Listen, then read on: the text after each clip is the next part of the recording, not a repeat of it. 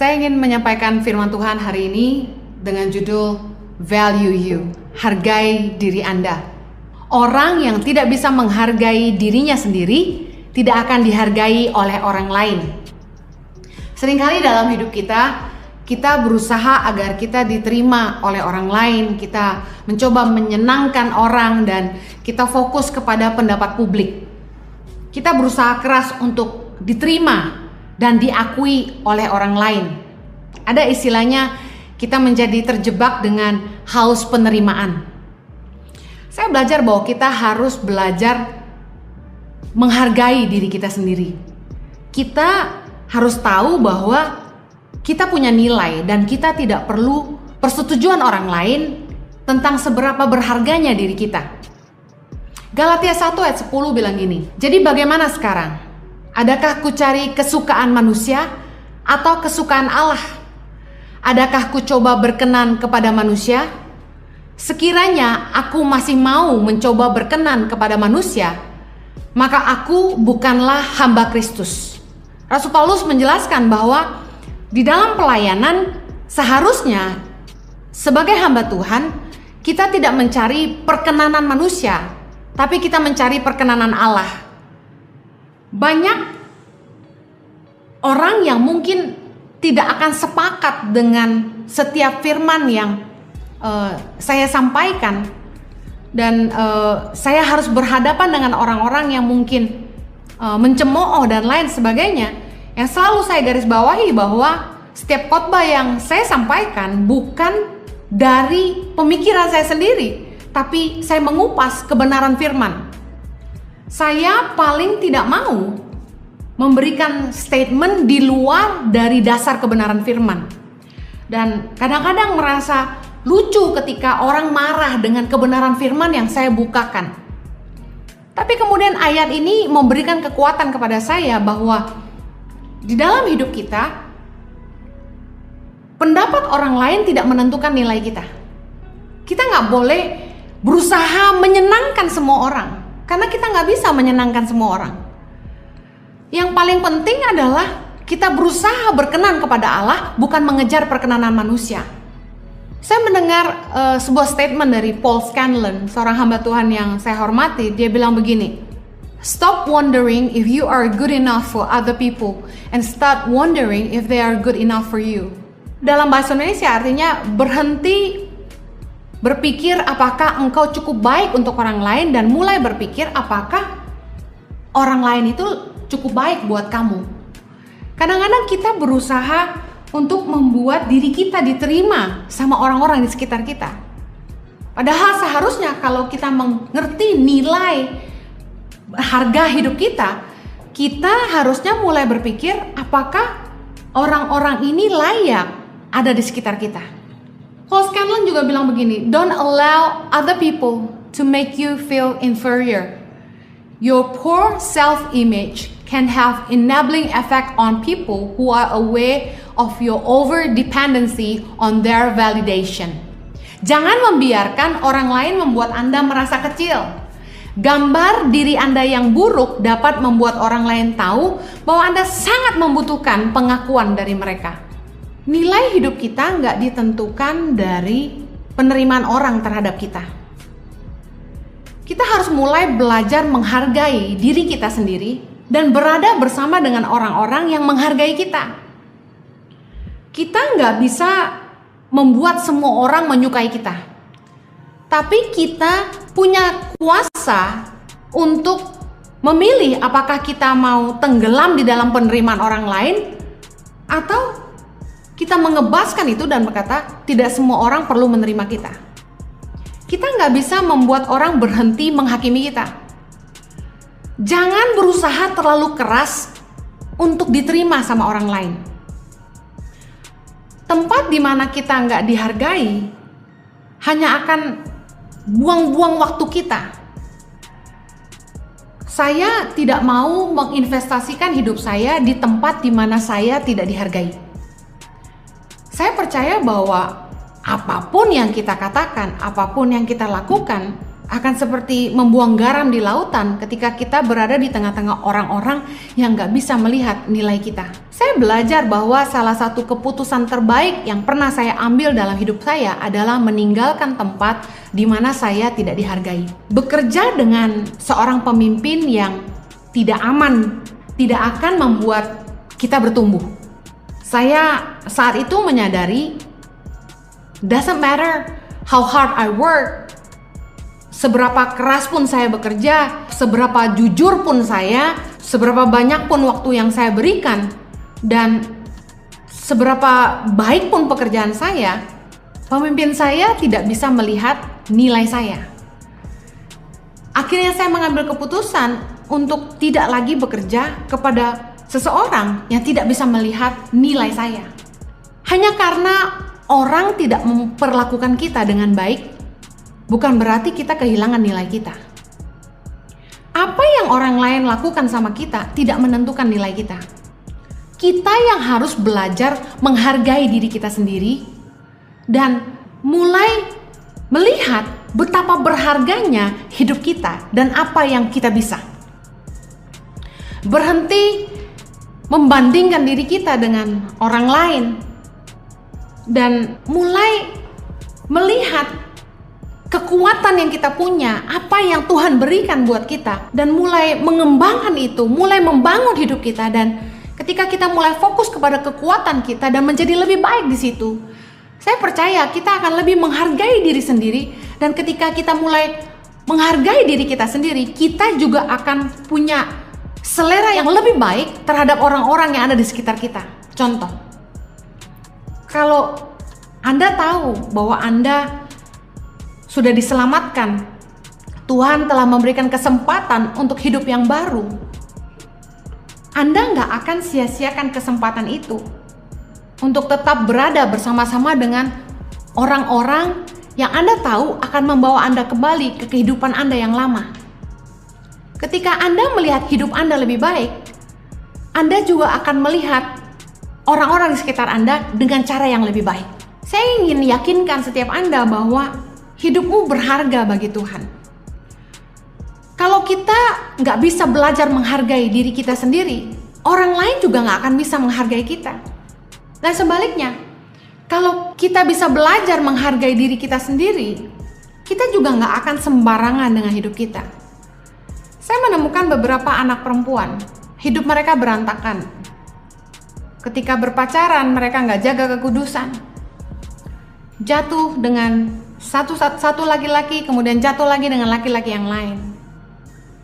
Mereka kehilangan nilai, harga diri mereka. Dan ketika saya katakan kepada mereka bahwa kamu berharga, bahwa orang-orang yang telah menyanyiakan kamu, mereka nggak layak untuk dapetin kamu.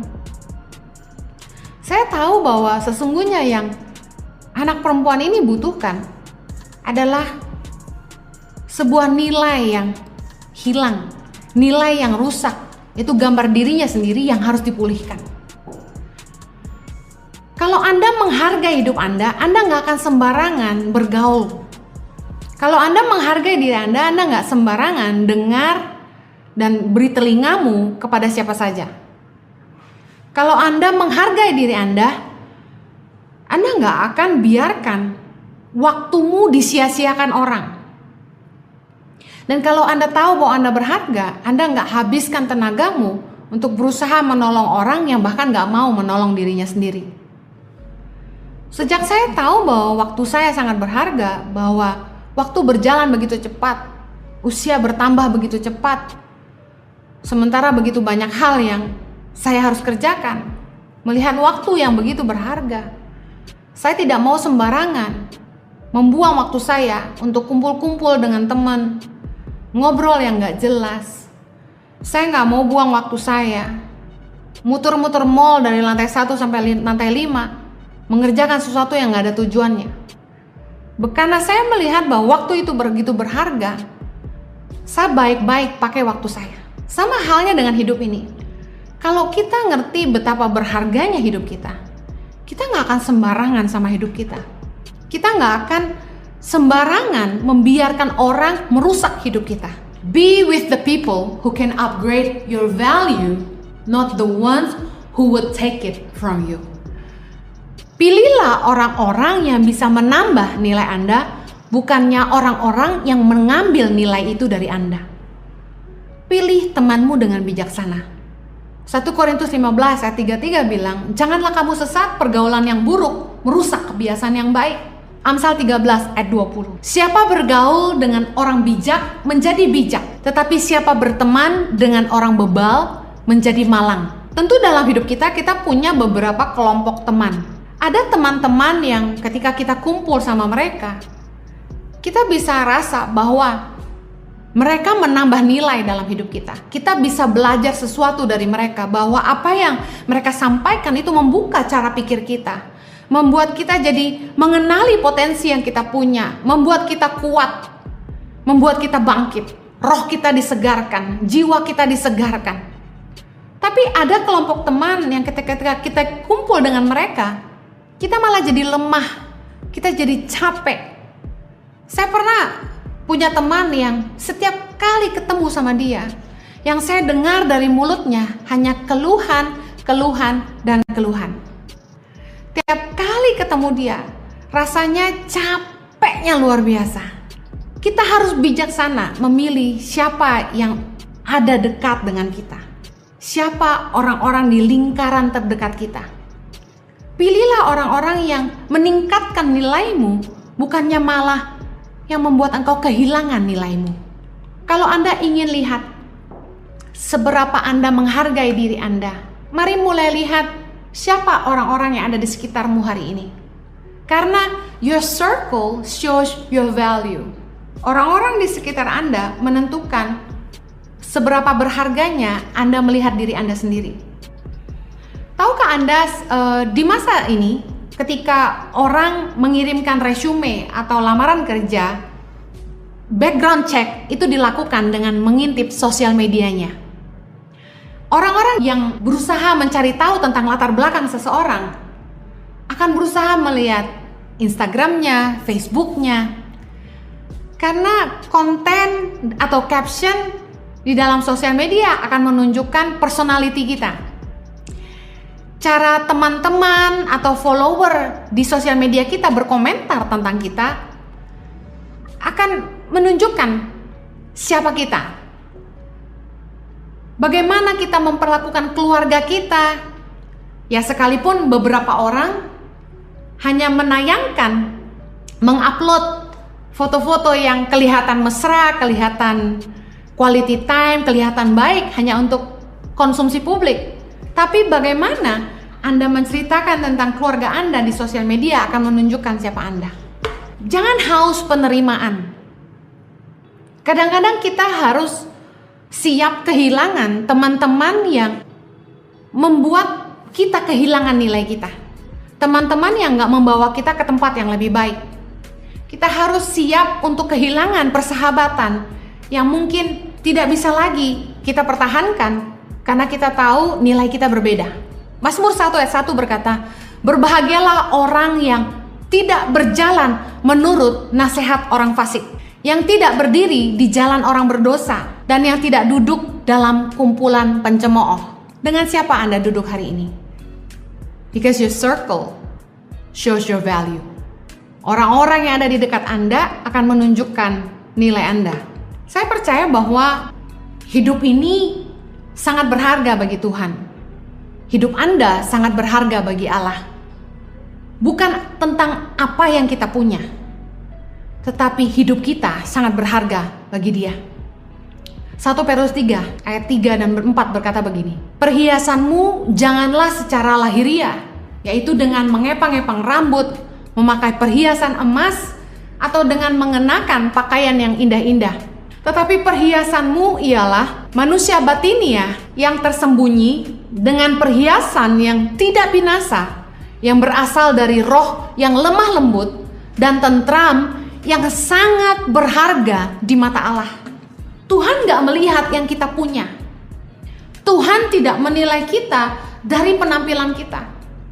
Tuhan melihat hati kita, dan Tuhan melihat roh kita yang berharga bagi Dia. Kalau Anda ingin tahu seberapa berharga Anda bagi Tuhan, saya ingin sampaikan 3 hal tentang nilai Anda bagi Tuhan. Yang pertama, nilai Anda dibuktikan di atas kayu salib.